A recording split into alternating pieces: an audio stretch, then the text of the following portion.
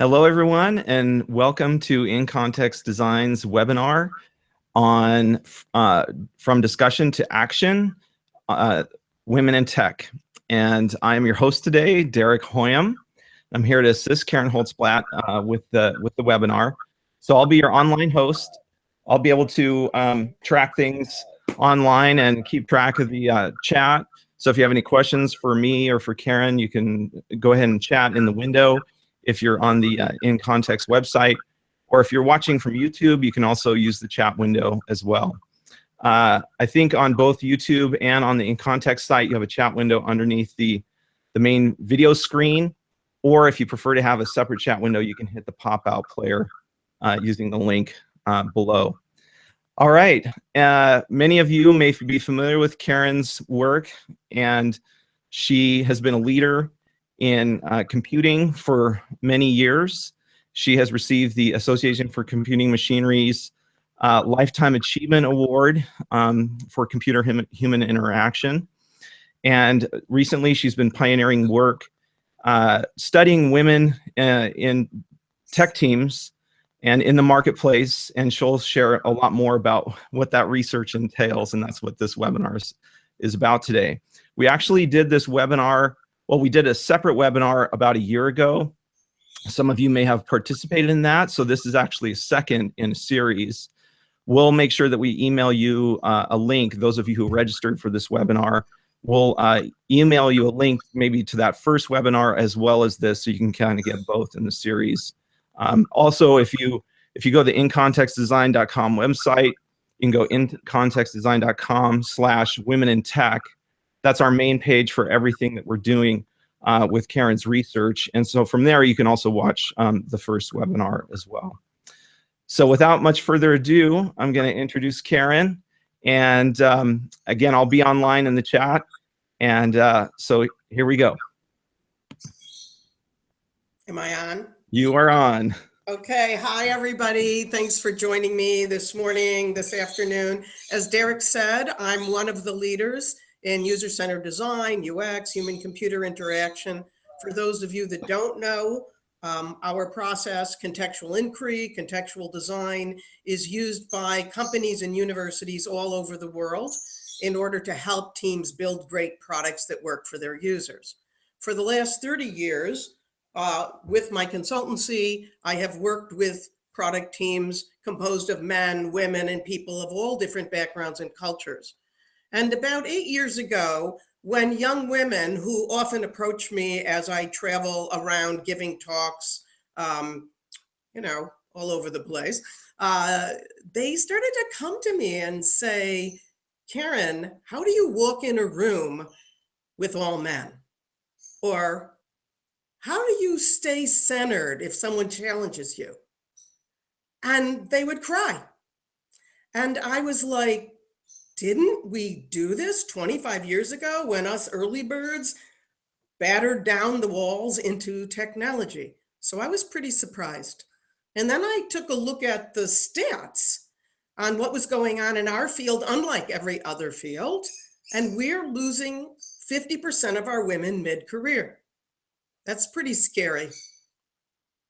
So about 4.5 years ago, I started the Women in Tech project and decided I'd see if there was something I can do about that. And when I was doing a stint at Stanford, I gathered data on women. I'll talk to you about that more, and created the At Work framework. And we've been starting to do interventions since then. So today I'm going to share some of that with you. And I hope you're interested. I'd love your feedback. And I'd love your collaboration, because this has been a completely grassroots project up until now. So I'm going to now do technology magic. Bear with me, and I'm going to switch over to the slides.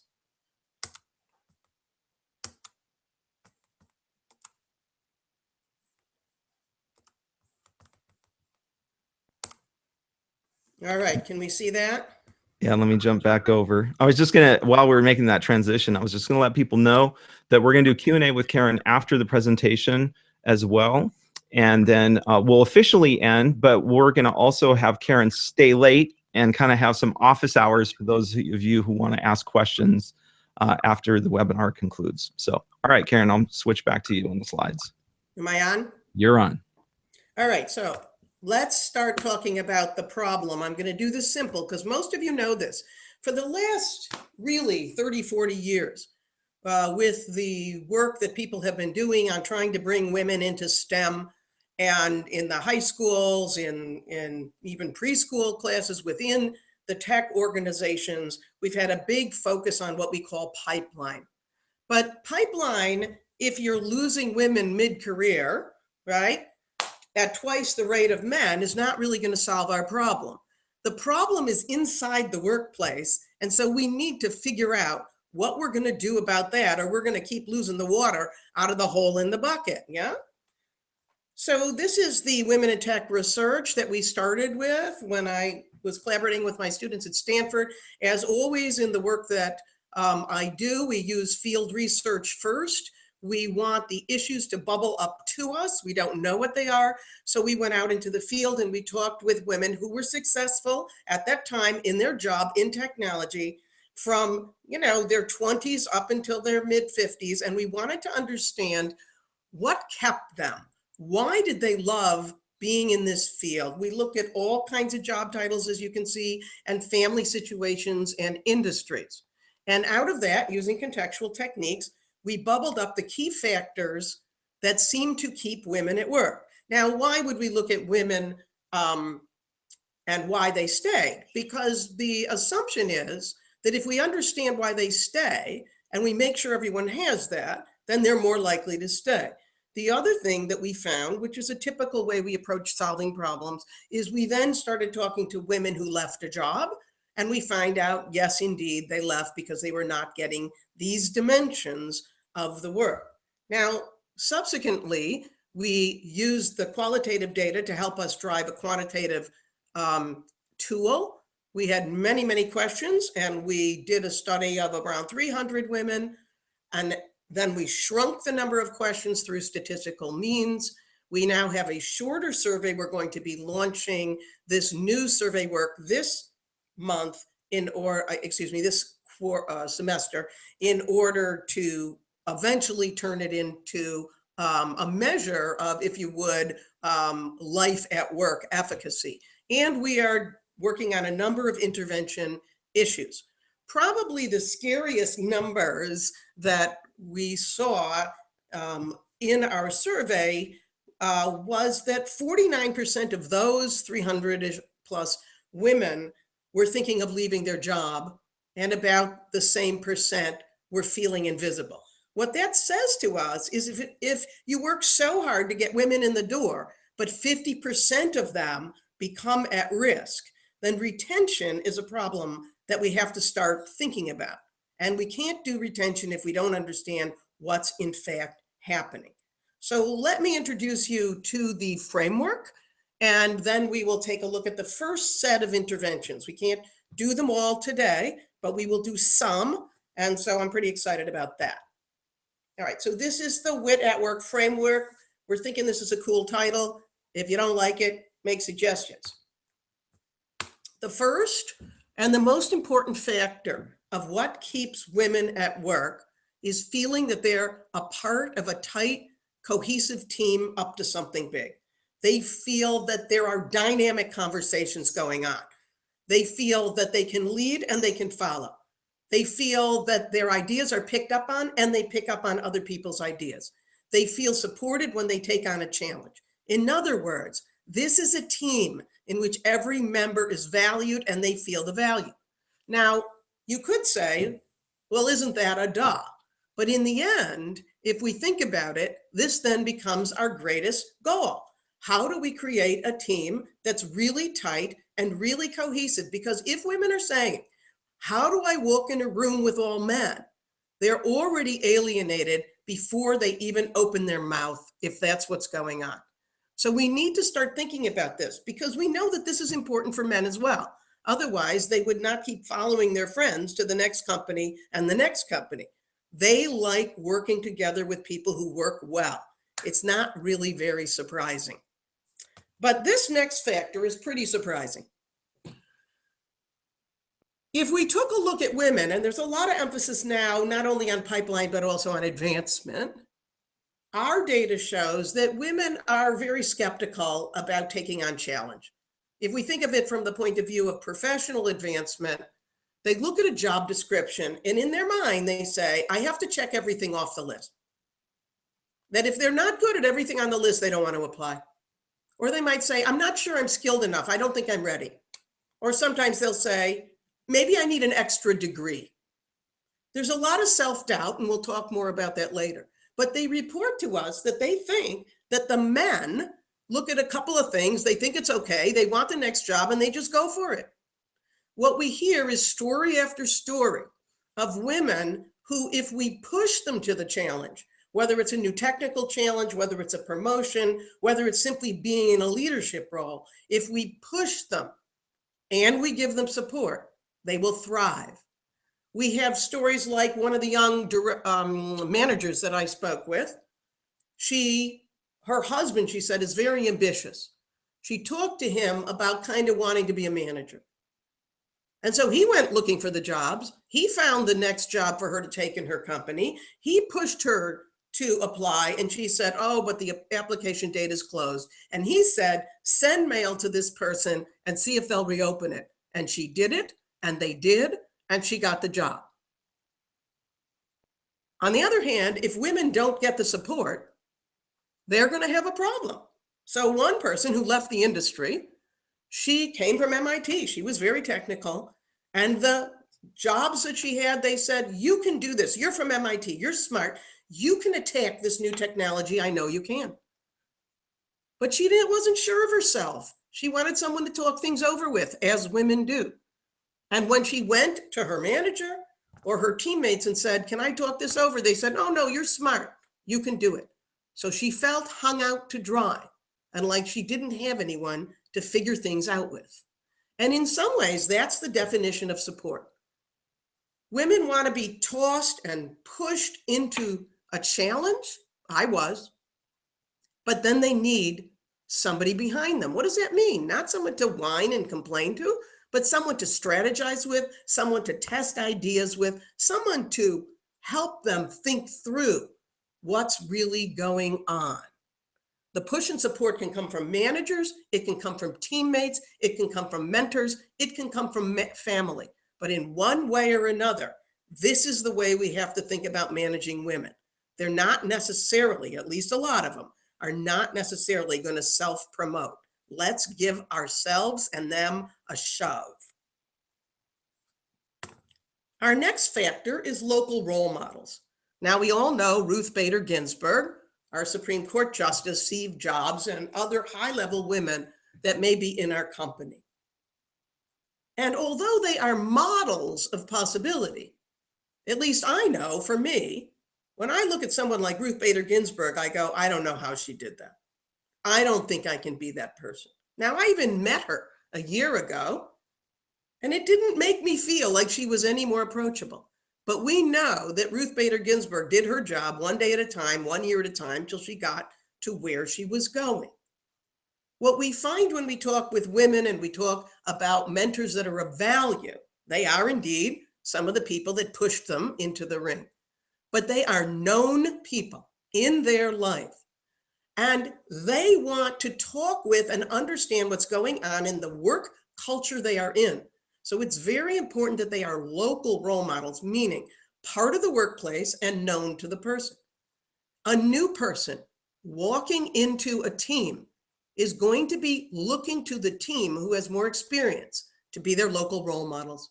They are going to be looking to someone who has a few years more experience than them to be their local role models. If it's somebody that's super high up in the company, that's too many steps away.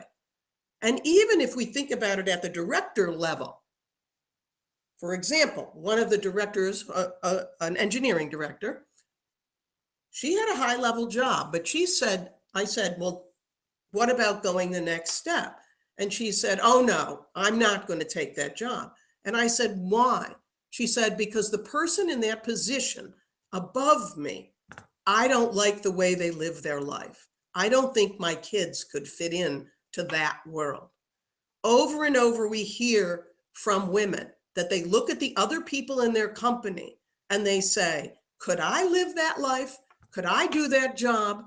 And if they see the job as being something they don't want to do, for example, they report that they don't want to fire people, they don't want to fight politics, and they don't want to work 24/7 or travel all the time. They can't imagine their future life that way. One of the interesting things for every one of us to ask ourselves is, are we being a good local role model? Is our life the model that will bring someone else into the industry? So what about that issue? What about family issues? It really never emerged as an important factor in our work. Now, why is that? If we look at the hero industry, so what's a hero industry? We're part of that.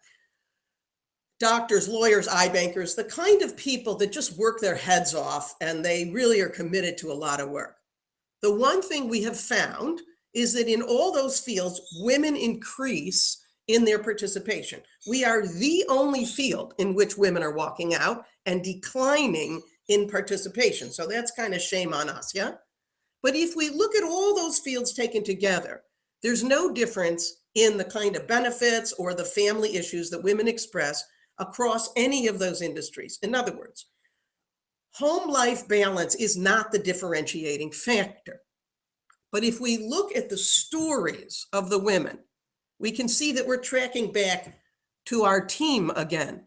What they report is that if they have to stay home with their kids, they feel like people are watching them if they come in late, or they're judging them, or they're thinking they're not pulling their job, so they work extra long hours. They might not want to take leave because they think their careers won't be advanced in one form or another. And, remember, parenting is not just what happens when you're got a newborn. Parenting, keeps going, and kids are in their 30s, and all in and around then, elderly parents start pulling your time, and people who don't have children are committed to their, hobbies and other parts of their life.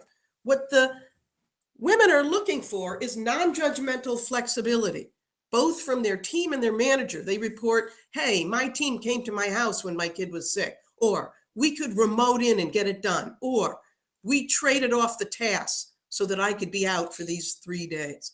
When the women feel the team has their back and the manager has their back, then they stop worrying about being judged, and then they can really participate. So, probably, if women were on a team that was non-judgmental, up to something big where they felt valued, they had local role models talking to them, all their family, their teammates, their managers, and their mentors were pushing and supporting them, their self-esteem would go up. I mean, women in our survey reported, 80% of them, that if they got positive feedback on their work, their self-confidence went up. Now, interestingly, 80% also said they know that critique is part of the work. And 50% of them said that anytime they got any critique that was negative, their self-esteem dropped. Whether we like it or not, we could fix the organization tomorrow, and maybe personal power would be a dependent variable. It would just go up. But we're not fixing everything overnight. And so we have to give the women some tricks on how to stay professional, how to stay centered, and how to deal with self-doubt and self-confidence.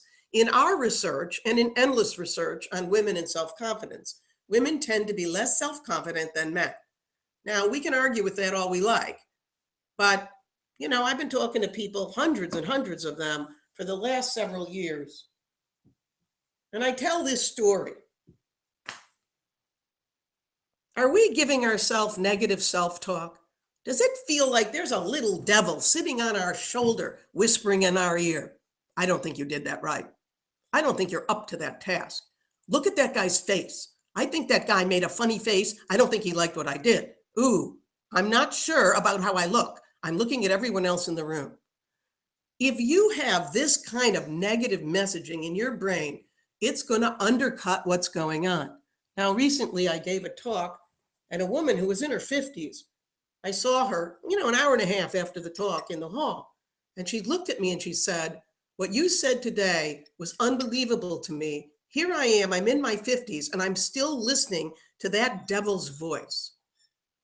And what I say to people is, well, what are we going to do about it? Because if we keep listening to what we tell ourselves that's negative about ourselves, we're going to keep feeling bad about ourselves. If we can stop ourselves from all that negative input and that interpretation of everybody else's behavior, if we know how to behave when we're being criticized, we're going to be able to hang on to our personal power. And one of my tricks is see that devil on your shoulder, turn to that devil, hear it in your ear and say, "Be quiet, get off my shoulder," brush him away. Make it physical. And making the intangible tangible is part of our interventions. But we will talk more about this later. So if we think about what's in the framework, what do women need? A tight, cohesive team, up to something that matters, with push and support, local role models, non-judgmental flexibility, and that will give them personal power, along with some key interventions to help them maintain their centeredness as we go along. Now, if we look at all of that, it becomes clear to me anyway, that we are not talking about creating interventions like networking events or another course. We're talking about that the core issue is occurring in the guts of everyday life.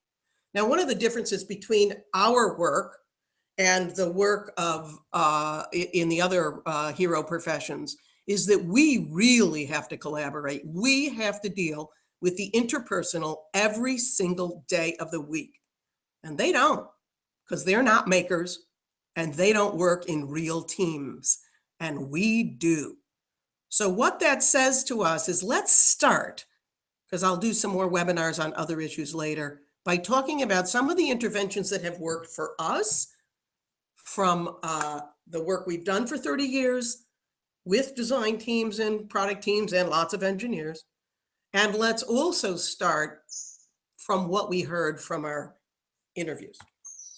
All right, now this is, if you don't know this is age-old, old social science research, which comes back again and again and again. And this is the classic model of teamwork. And what Tuckerman tells us is that when you put a set of people together in a room, they are in forming stage. They don't know why they're there. They don't know how they're going to work. They don't know who's going to do what. Maybe they don't even know what they're going to try to do. And this beginning is when they need a lot of guidance from a manager or a person in authority. Now, the next thing that happens is they start storming. So storming is when everyone's jockeying. They're trying out ideas. They're pushing for who's going to be leader, who's not, what roles they're going to take. The purpose isn't clear. So there's a lot of agitation going on during this time. Now, eventually, things start to settle down and people accept or take on the roles that seem reasonable. And we call that norming. They have a set of values, they have a set of roles, they have a set of procedures, they understand the relationships, and now they can start working. And so if what we want is a performing team, then that team can't be storming, right? So if we want a team that runs with little oversight. Now, this research was done mostly in the lab and mostly with a team that started up at the beginning and then it ended. But that's not what our world looks like. Sometimes it does when we bring a set of people together for a project. But often it looks like I joined a team for a new job and then my manager left. Back to storming. We hired a new person. They came into the team. Back to storming. As soon as anyone comes or goes, that's new. You're back to storming. Well, that's pretty typical of our world. So what are we going to do? Because we actually want our teams to be performing quickly. We don't want them spending all that time storming, which means they better develop some norms. Now, if you take a look at the research Google reported out of I think a year and a half ago, when they went and studied all of their teams and they said, oh, we can't find anything common because they work a little different. Yes, but what did they say? But in the teams that were working, they had defined roles, defined procedures, clear values, and they knew what they were doing. In other words, they had gone through Tuckerman's model of teamwork.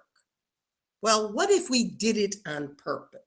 So let's talk about a few things. Make the intangible tangible. We're very good at talking about our professions and how to code.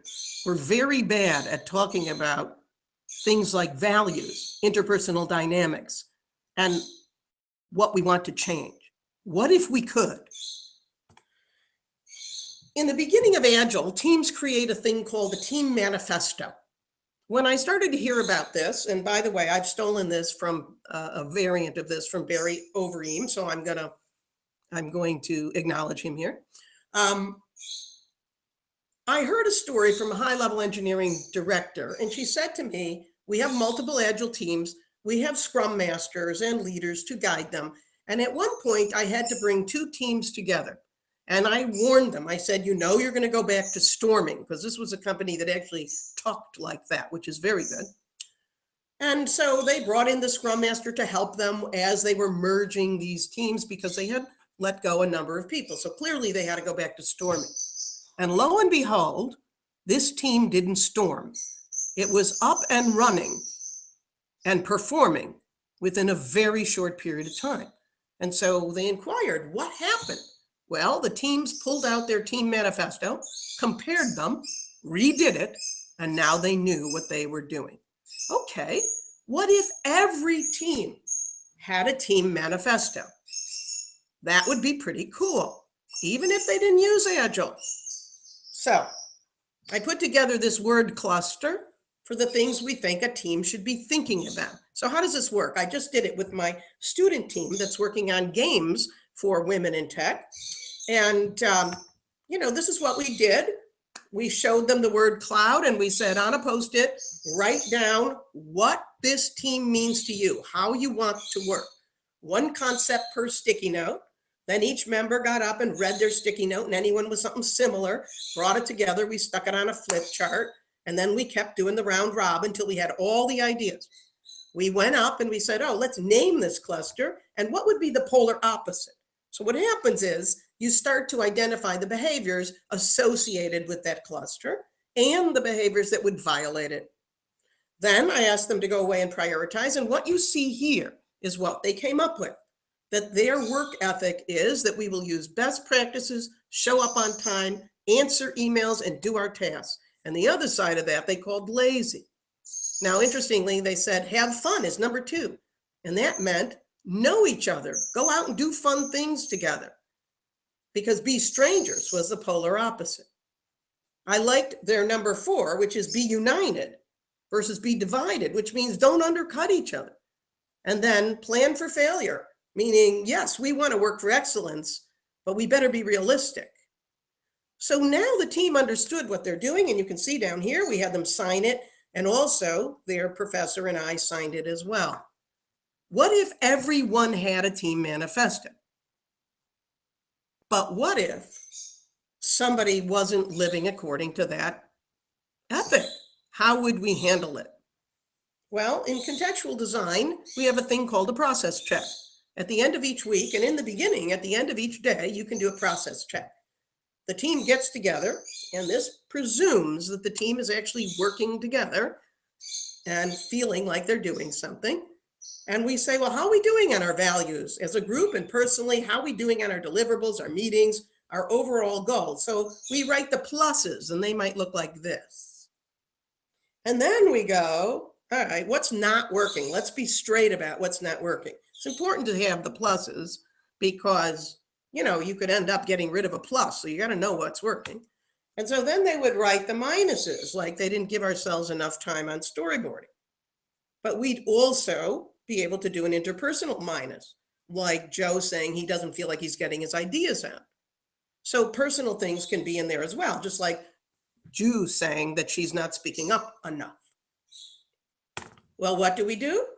While we're listening to those minuses, we think of design ideas and write them on a Post-it and stick it on the board.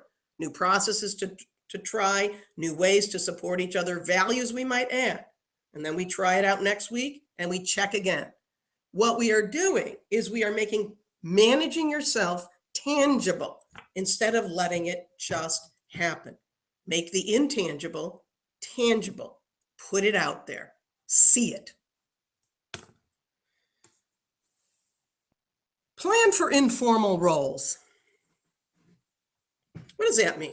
Well, and I'm going to ask forgiveness for anyone on a team that isn't one of these roles, but these are the core roles of a product team that we all know about.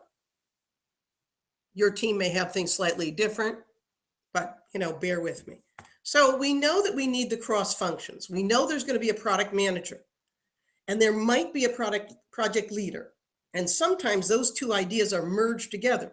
The product manager is the one that has the big business view and also can see the product coherently and speak about it in the best of all worlds.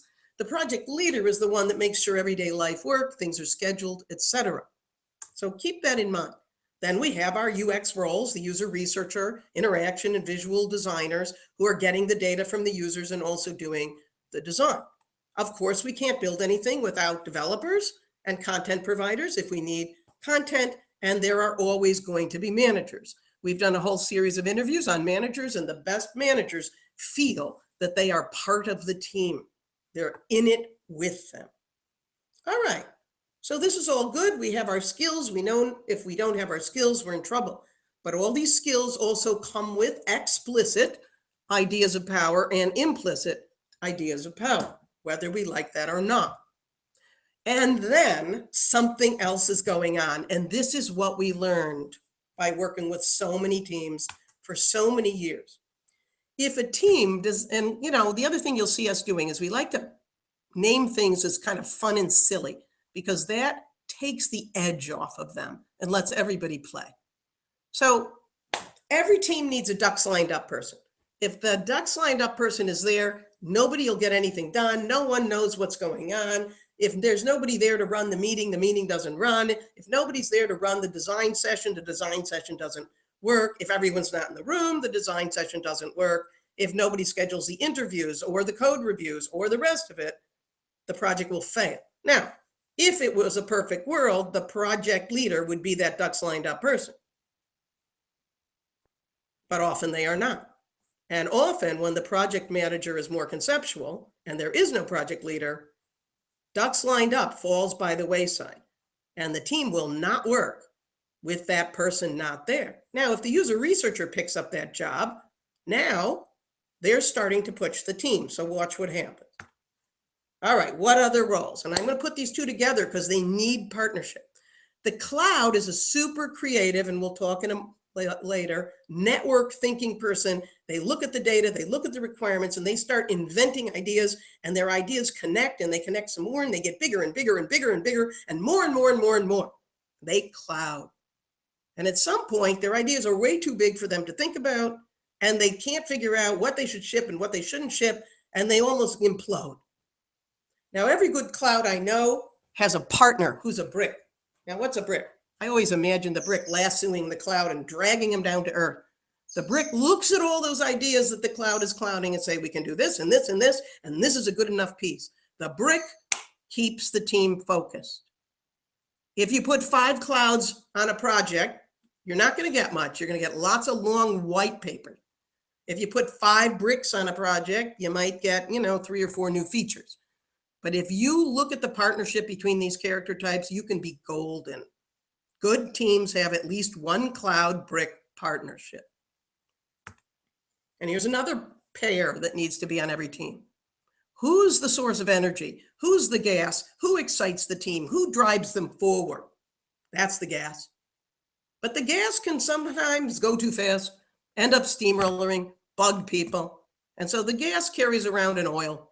The oil sees that people are being upset, and they intervene, slow down the gas, and help deal with the people pieces. If we don't have the market voice, which is supposed to be the product manager, but it might not be, who can stand up and talk to stakeholders about what we're really doing and why, and is very self-confident and articulate, the team isn't going to get heard by all the people that need to be heard. And finally, there is always a natural leader. The natural leader emerges. What happens when the natural leader is not the assigned leader, like the product manager? One of the stories of a woman who ended up having to leave her job was a UX person. She was more organized, she had more vision, she wanted to be the leader. The product manager, who had the real power, the assigned power, wanted to get out in a few weeks and was happy with the interface the way it was. She wasn't. So she invented a new interface, went to the developers, who also have power, right? We know more, got them to buy in, and together they went to the product manager. Well, now she had the team behind, and the product manager was angry because he felt pressured to give in to this. It slipped the schedule by several months. Now, what's the result of that? Did she get rewarded? No. He blocked every promotion she had. I often talk to young people about aligning with power. Developers have power, but on a team, if you don't align with the product manager and the manager, you're dead in the water.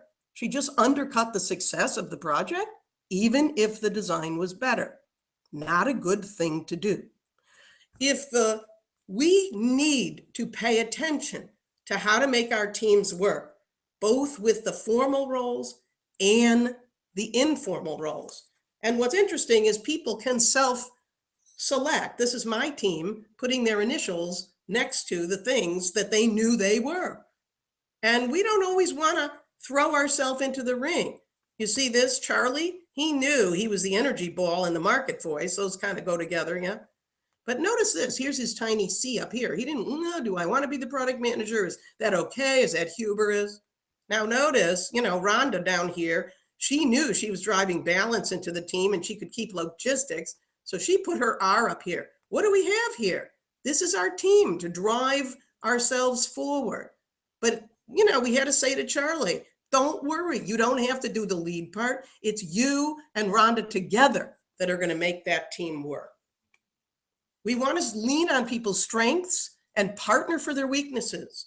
We don't want to tell them you have to get to be a better ducks lined up person.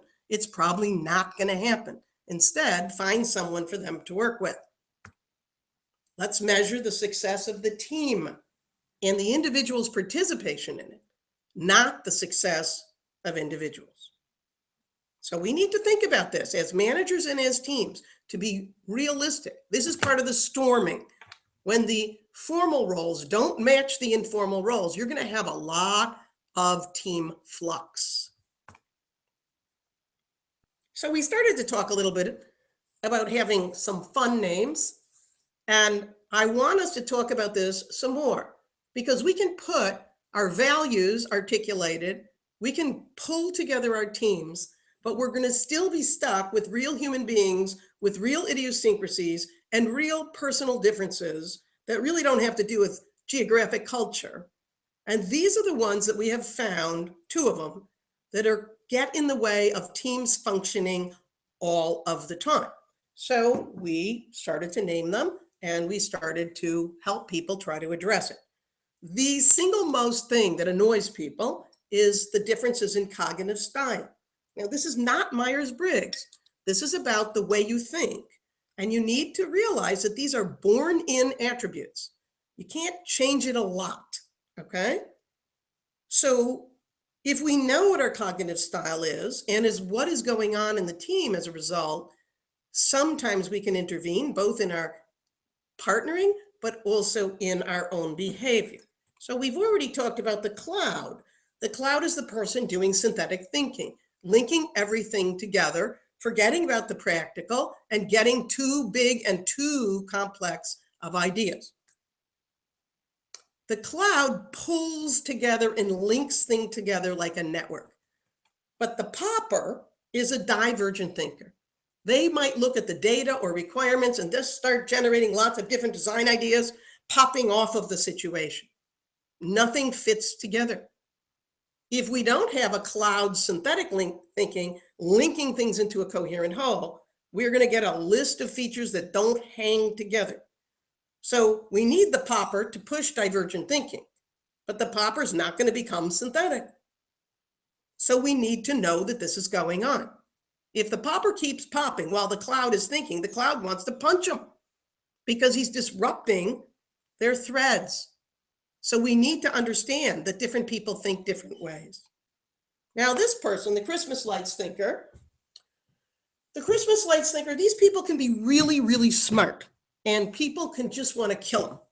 Now, why is that? Because they think linearly. They link everything up in a line or a logical story. As soon as one piece of fact is missing or something is a tiny bit inconsistent, no matter how important it is to the conversation at hand, they will stop all the activity and discussion until they get that piece filled, whether they have to go look it up or whether they have to draw it out on the board. There is nothing that annoys people more in a team than needing to screw back in one of those Christmas light bulbs. Because if we're thinking high level, we don't want to be thinking about that. So we teach our Christmas lights thinker to just say, my bulb is broken. And then if it's a quick answer, we can do it. And otherwise, write it down. We'll deal with it later. This can help the team go on. But if you partner a Christmas lights thinker with a cloud, they're going to hate each other. Similarly, we have the diver. The diver is super detailed oriented. And in a product team, if we start conceptualizing which one is supposed to do first at a high level, they will not take a step until they can go through every layer down into the code and talk about the data structures. If they're a product manager, a project manager, they want to know every little detail on what everybody is going to do, because if they can't see it and write it down, they want to stop all action. Now, people can value the intelligence and the contribution of the diver, but the diver can also annoy people. It is so likely that you're going to get all these characters on your team. What are we going to do? So what do we tell the diver? We tell the diver, try diving across the top of the water. Dive all the things that fit together if we're at a high level. Try not to go down. Write down the details you think you're missing and find out later if it really mattered. One of the divers I worked with for a long time, and we taught him how to modulate. He saw that his detailedness was irritating everyone. He went to a new company and he called me up and he said, you know, I worked so hard on hanging on, not needing every detail. And now I'm sitting in meetings and I now understand what everyone means because there's too many divers and they're driving me crazy. Look, everyone has a cognitive style. We all have to manage it. Here's a second one. People talk too much, people talk too little. Some of this is cultural, like the Chinese woman on my team who felt she could not express herself because you couldn't speak to authority figures, and that it wasn't okay just to talk. So we had the professor go talk to her and we said, we don't care about that culturally here. We want you to participate more like a full member. But we knew that we were up against, a lot of cultural pressure. Generally speaking, though, the people that talk too much, they probably always talk too much, like from when they're little. Yeah. Like my granddaughter who never stops talking ever. Oops. And we all know who we are. And there are people that don't talk. They like to observe, see what's going on. But if we're going to be a team, we all have to get in it together. So what did we do? We've used many techniques over the years. Sometimes we ask the person who talks a lot to write all their ideas down, and at the end of the meeting, check and see if we didn't eventually get to it. And often you did. What we used with our teammate in my recent team is one of our techniques of self-reward. Now remember, this is introduced by a respected leader. The team is already wanting to be together. The person wants help, and it's a supportive, safe environment. So we said to her, every time you participate, you get to put a Post-it in front of you. And to make it fair and fun, we told the person who talked too much, who absolutely knew he talked too much, if he interrupted, he had to put a sticky in front of him, okay? So she started participating when we were visioning, putting stickies in front of herself, and he put one in front of him, and she put in more. And eventually she didn't need to put the stickies anymore because she was just talking, and everyone knew she was working on this and they cheered her. What we are doing is taking something interpersonal, we are making it tangible, we are making it touchable, we are making it something we can talk about, and so we can manage it. And this is what we have to do. But we have to do it with a light heart. We have to do it with fun. We have to acknowledge that people aren't going to change so easily. So what do? We name a behavior, people self-identify, we make the change tangible, we ask the team for help, and we celebrate. I like to have everyone have a personal growth commitment. That way, we're all trying to better ourselves together. Last one. Make the implicit explicit. Don't assume everyone knows. This was scary data from our survey. Compared to women in their 40s, women in their 30s, remember, these are our at-risk women, are more unsure of how to be a success, didn't know what to do, felt like they were on the line, felt like their manager and team didn't value their work, and felt that they were expected to know the job without help or conversation. They also thought the team had a lot of power struggles and competition, but that meetings and group work were more productive with clear roles and procedures. How can it be that people are at work and do not know what it means to be a success? So I'm putting this to you. Are you sure that everyone has a clear understanding of the product mission? Have everyone on your team write it on a Post-it. You'll find out real quick. Did you give them a deliverable example that's excellent so they know what success looks like? Do they in fact know who's on the team, who they have to influence, who they have to impress, and who they're supposed to network with? Do they really know how they're measured? Come to find out, one young woman went from one job to another and didn't realize the measurement was completely different. What is defined as success for the team and for the person? And this is a hard one. What is the way we give feedback or float ideas so it works? Clarifying this and making sure everyone knows is the job of the manager, the team member, mentors, onboarding. We're going to be starting up an onboarding project in this upcoming year as well. But I want to talk about the biggest, I don't know what you want to call it, fallacy, myth in our industry. And this is going way back to when I started in contextual design.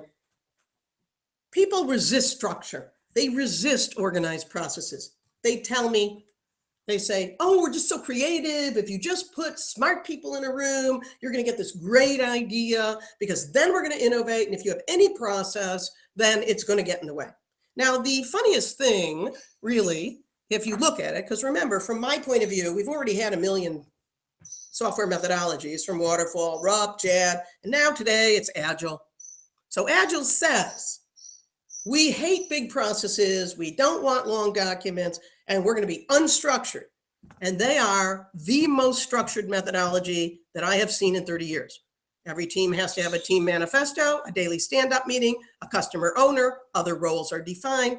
You have to produce stories, then you can group them to epics. You have an organized way of prioritizing. You're supposed to pair code. Every sprint is 2 to 4 weeks, and you have Scrum coaches. Well, guess what? Women in particular who like to know the rules of engagement, who like to know how to be successful, do better when you have an organized process. And guess what? So does everyone else. Contextual design and design thinking is also a set of structured activities and meetings. As one of the coders that I worked with years ago said to me, they just said to me, write requirements, write specifications, and I didn't know what to do. And now I know what to do because I have a way to do it. It may be that we're not so good yet in merging UX with Agile, but if we can just accept that we have a process and a procedure, and we can say what it is, if we articulate the things that people have to know to be successful, I think that we will be able to limit the storming that goes on in our team. So what am I really saying? If we work really on teamwork, on the interpersonal dynamics, it's going to be good for women, and it might be good for other underrepresented populations as well. What we need to do is recognize that our job as team members and managers is to manage the team for success. And an awareness of women in tech issues is going to help. Every team needs shared values, goals, roles, procedures, and success criteria. So what do we have to do? Focus on the process, not the personality. Is there going to be the odd person who's just totally not able to let go of their ideas, who has to have my way or the highway, who's going to make the most noise in the room? Yeah, that's going to happen. And then you're going to have to figure out how to move them off the team, because that's going to undermine all the teamwork. And if that person is the CEO, you're going to learn to live with it.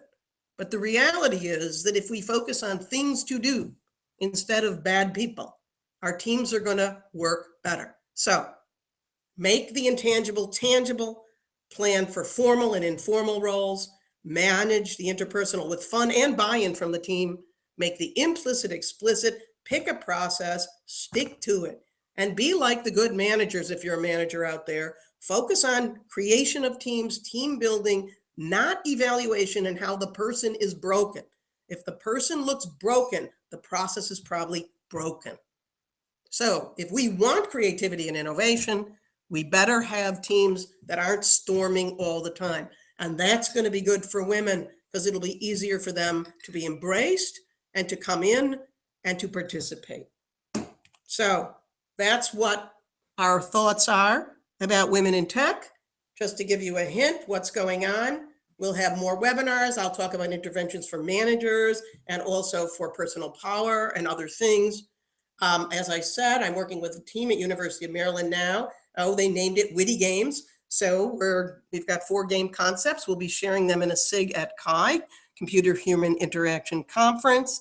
And I will also, by the way, be doing a story session and a SIG on our new book and how we now are communicating user data. Our survey, as I said, is in phase 2. We need statisticians to help. I saw that some people from Tableau are out there. I hope you're here today because I could use your help using your tool. And if you want to collaborate, we're looking for teams to work with to try some of these things, help improve your teams. So that's what I have to say today. I hope it wasn't too fast or too much. That's me again. That's the new book and some of our books out there. And I believe we are ready for questions. Yeah, so I'll be taking questions in the chat window and then delivering them to Karen here. So we'd love to chat. We've got about 10 minutes officially on the webinar, so we'll take about 10 minutes of questions as part of the official broadcast, and then we'll stay late for whoever wants to hang out and take as many questions as possible. So, all right, Karen. So I'm going to switch to you on the video window, and then I'll go to chat. Also, maybe what we could do too is if you're on Twitter, you can tag at K Holtzblatt, and I'll monitor the Twitter feed there on Karen's account. So just tag Karen's username at K Holtzblatt on Twitter, and we'll take questions both on Twitter and in the chat window below on YouTube Live or on the In Context website. Okay, Karen, so let me see if we have anything. So first of all, tell us a little bit more of the background of why you chose to talk about teams. I mean, you kind of said it, but kind of make it more explicit about. We did the first webinar on the overall framework for women in technology, kind of basic concepts. So now, why did you choose to attack teams and their dynamics when addressing women in technology? Are you going to am I on? You're on. Oh, I still see you. Okay. Oh, I know. I have to do this. Okay. Hi, guys. I hope you enjoyed that. Why am I talking about teams?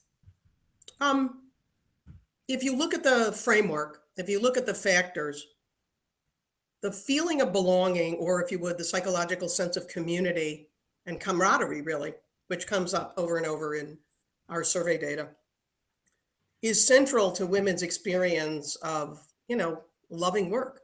So when they feel that they are not heard, that they're invisible, that they don't belong, that's occurring inside of the people they work with on a daily basis. Anytime you look at a product team, your core team is a set of people that you've got to be working with. And that's where the feeling of cohesion and value is going to come from. If you take a look at the stories of where the push and support comes from, the push and support is coming from your teammates. Very often it is men who are your allies, who you've made relationships with, who are pushing you into a more challenging activity and then helping to support you. The people who, you want to make relationships with need to support you in going to talk to those local role models. And if you have homework balance issues, you need that non-judgmental flexibility. So it's not the only thing we need to do for women in tech, but it's core. If we do not figure out how to deal with the psychodynamics of the team, and in my mind, a storming team or a team that's always jockeying for influence and power, okay, is not being productive. So the more that we can articulate the things that are invisible and make them part of team management, I think the better the team is going to do. Now, will that make any team better? Sure.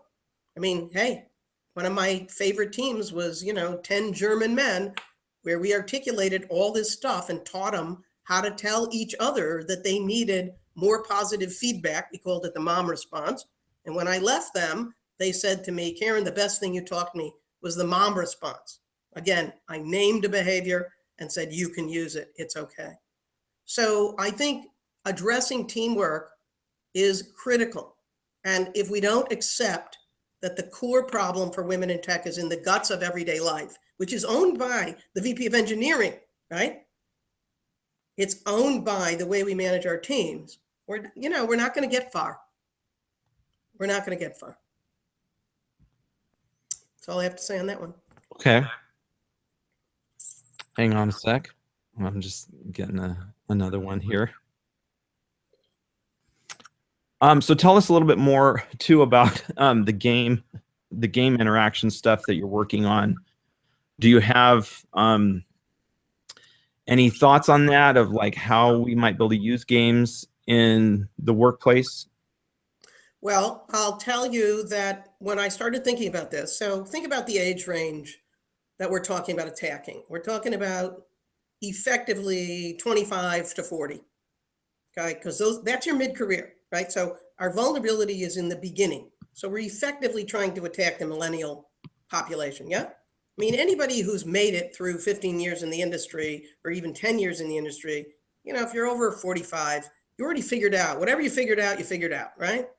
If you left, if you stayed. So yeah, I know a number of people have said to me, oh, the survey won't let me take it. I'm 55. And I'm like, okay, I understand that. We could collect that data, but in the end, we're trying to fix what's going on for the people that are walking, okay?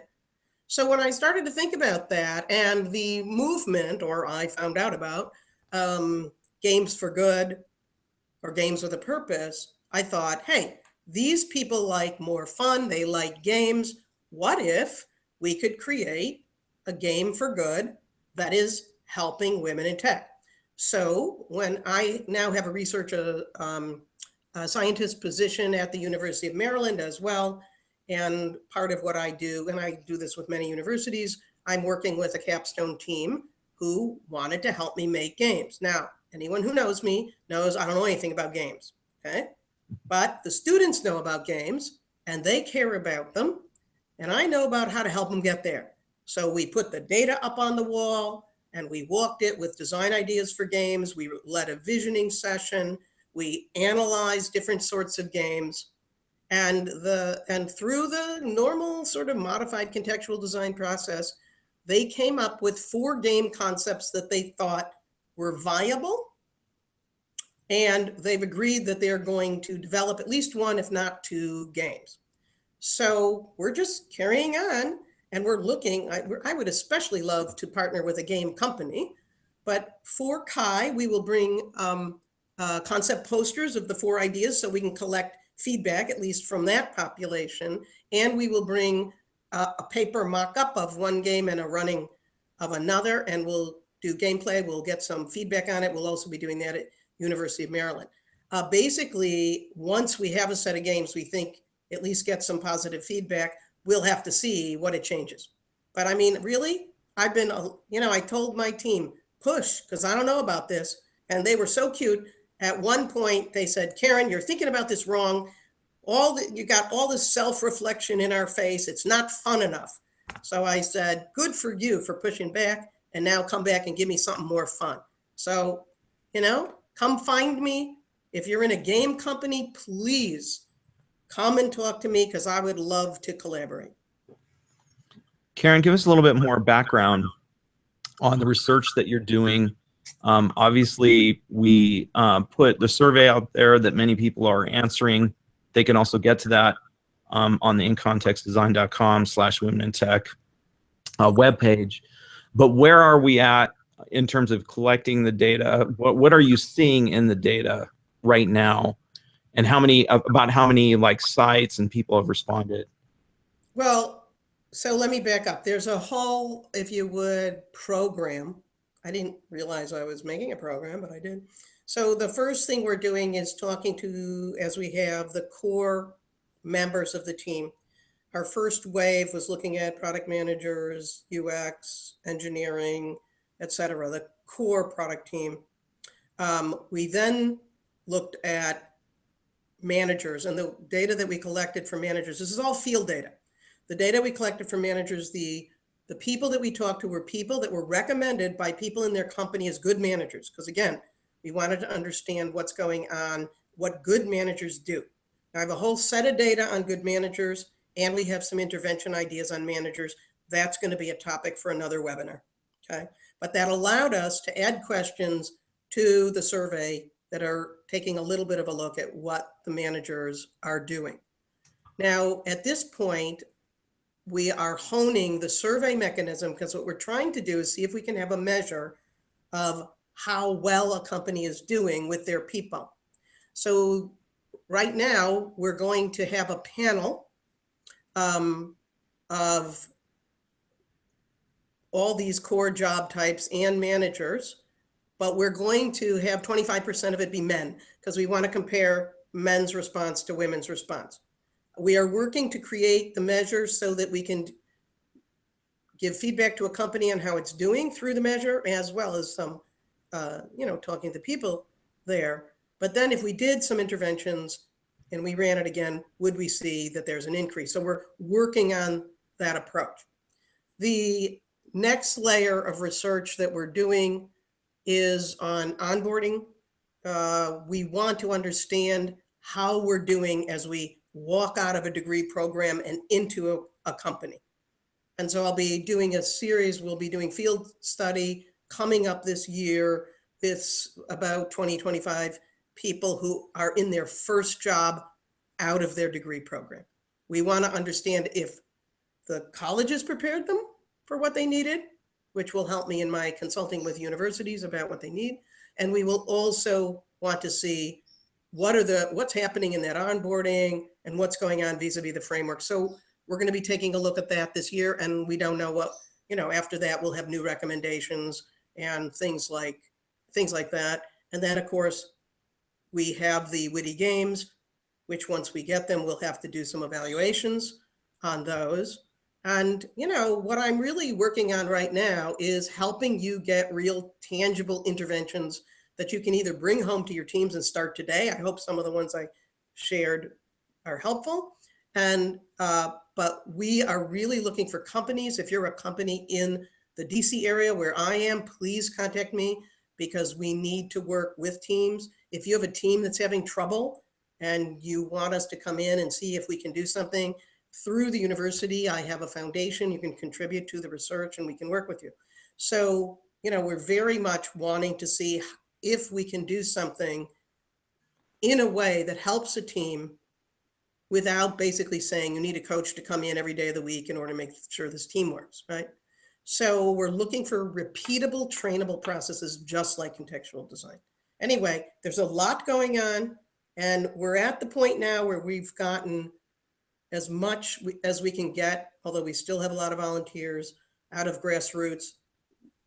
We have to have, some investment if we're going to keep the quality of this research going. So I'm going to appeal to you. I'm bold.